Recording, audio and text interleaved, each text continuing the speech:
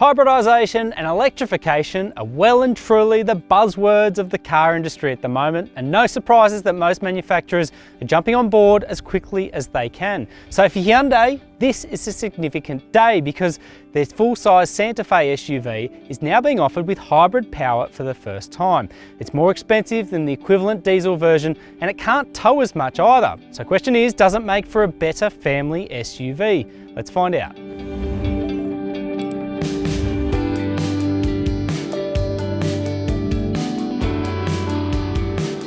The Santa Fe has been a key model for Hyundai in Australia ever since its introduction more than 2 decades ago. This hybrid version builds on the wares of the 4th generation model first launched in 2018 and is set to be the first of many hybrid SUVs offered locally by the car maker. There are 2 hybrid Santa Fe options available, the entry $63,000 Hybrid Elite or the flagship $70,000 Hybrid Highlander driven here. Each marks a $3,000 premium on existing Santa Fe diesel models or a $6,500 premium on the Santa Fe V6 petrol. Crucially, the Hyundai undercuts its Kia Sorento twin under the skin by $3,750 in entry hybrid form and includes all-wheel drive as standard, but the two are more or less line ball with flagship price and equipment.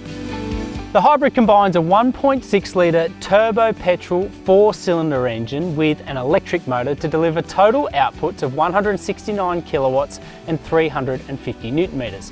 Now critically, this is a closed loop hybrid system, so there's no plugging into the wall as such. This just captures energy on the run and under braking to provide you with some electric propulsion, and then it calls on the petrol engine as it needs it. Now, in terms of all important fuel consumption, you're getting 6 litres per 100 k's claimed with the hybrid. That compares with 6.1 litres for the existing diesel Santa Fe. But you do lose some key ground where towing capacity is concerned. 1,650 kilograms braked for this model versus 2,500 kilograms for the diesel. The hybrid drivetrain is mated to Hyundai's older style 6-speed automatic transmission as standard, shuffling drive to all 4 wheels. Now granted, at close to $70,000 before on-road costs, this Highlander variant of the Santa Fe Hybrid is definitely creeping up there in price, but I do think it is well and truly justified with the interior layout, soft comfort points, really comfortable cabin, and really refined and well executed in the overall presentation as well. I think the centre fascia, some people might say it's festooned in buttons, it's a little bit busy. For me, I think it's just easy to use. You can access everything with one touch. You're not going through a touch screen and navigating your way through different menus. In terms of infotainment, there's a 10.25-inch touchscreen display, which is really easy to use. It's fast and it integrates nicely with Apple CarPlay and Android Auto. The one caveat being that you only get a wired connection for Apple CarPlay, whereas lesser variants of the Santa Fe get a wireless connection as an option, which is quite weird. In terms of the instrument cluster, it's a 12.3-inch digital unit, which again is really well executed. The seats of our Highlander grade are heated and ventilated up front, with seat heating also featuring in the second row. The Santa Fe Hybrid introduces a 6-seat cabin to the Santa Fe range, including these 2 captain's chairs in the second row. It's a pretty different execution to the very family-friendly Santa Fe, but I think it will have merit to some buyers. It means theoretically you could walk through, or rather crawl through, to the 3rd row. Plenty of leg room, headroom and shoulder room, especially with only 2 seats, and nice materials and execution overall. When many people think Santa Fe, they think of its twin under the skin, the Kia Sorento. That car cleverly has USB ports integrated into the sides of the front seats. This one doesn't, but it has all the other key ingredients: rear air vents, cup holders, sunshades integrated into the doors of this top spec Highlander variant. The short story is, it's a really nice place to spend time. The second row seat features sliding adjustment to either prioritise space for occupants or capitalise on boot space. Hyundai claims that boot space in the hybrid is unchanged from the regular diesel and V6 petrol Santa Fe, rated at 571 litres. Like those vehicles, I would say this is very much an occasional 7-seater, and that is, there's enough room for suitcases, luggage, designer prams and all that, but it's not a space you'd really want to spend huge amounts of time in if you're back in the bleachers, because leg room and headroom is a little bit shy, and the airbag coverage doesn't fully cover the 3rd row either. That said though, you do get air vents, you get charging points, cup holders and all the rest, and there's a full-size spare wheel mounted underneath the car.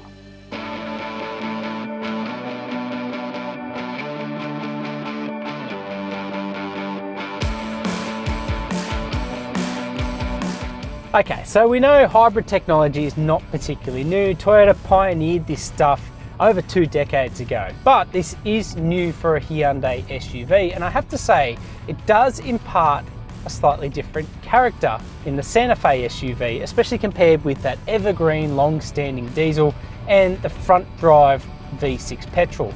Pulling away from the standstill is met with relative silence. The electric motor does a lot of the heavy lifting, as with Toyota models, and really does create a serene driving environment at low speed. I'm just going to pull out of this intersection. It's an 80 km/h zone. So because I've stepped on the accelerator a little bit more aggressively there, the petrol engine has chimed into action straight away. And you can probably hear it. It does sound a little bit thrashy, this engine, when you get up in the rev range.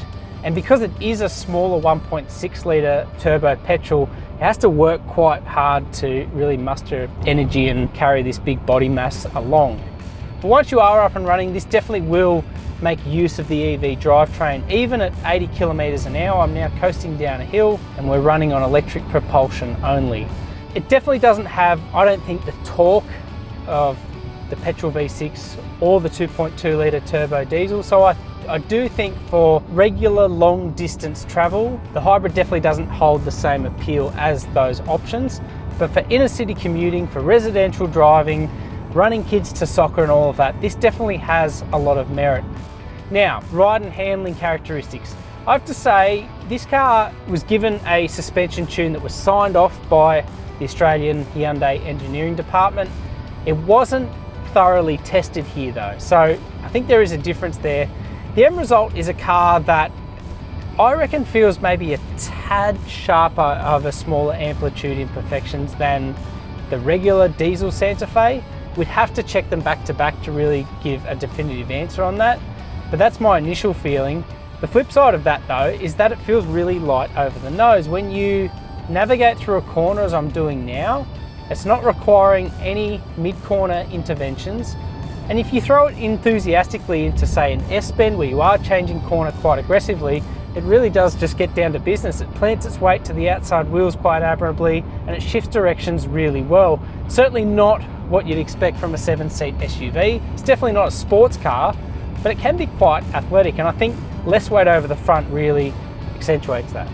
One thing I did want to just mention is the footprint. This is a 7-seat SUV. It's not as intimidating as a lot of other 7-seat SUVs doing the rounds. And as such, it's probably a more user-friendly proposition because you're getting all the interior space, but you're also getting a car that's easier to navigate in day-to-day scenarios, like car parks, like driveway entrances, and like tight inner city streets. The Santa Fe offers reasonable after-sales provisions with a 5-year unlimited kilometre warranty, plus a separate 8-year 160,000 kilometre term on its battery. One bone of contention is the servicing intervals, which run at shorter 10,000 kilometre periods in the hybrid compared with the industry 15,000 kilometre standard. There's certainly a lot of on-paper merit to the new Hyundai Santa Fe Hybrid, and I genuinely believe for inner city types travelling shorter distances, it probably has more appeal than the existing diesel. As someone who lives in a rural area, I still like the diesel's lower starting price, its real-world efficiency and its stronger towing capacity. But the fact you have a choice now and that this doesn't dilute the appeal of the regular Santa Fe range is fantastic. It's great, as always, to have options.